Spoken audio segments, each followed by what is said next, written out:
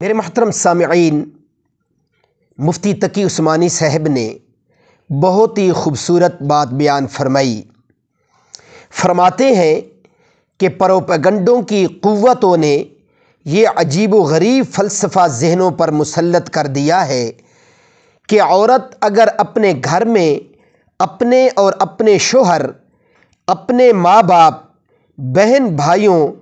اور اولاد کے لیے خانہ داری کا انتظام کرے تو یہ قید و ذلت ہے، لیکن وہی عورت اجنبی مردوں کے لیے کھانا پکائے، ان کے کمروں کی صفائی کرے، ہوٹلوں اور جہازوں میں اس کی میزبانی کرے، دکانوں پر اپنی مسکراہٹوں سے گاہکوں کو متوجہ کرے اور دفاتر میں اپنے افسروں کی ناز برداری کرے تو یہ آزادی اور اعزاز ہے۔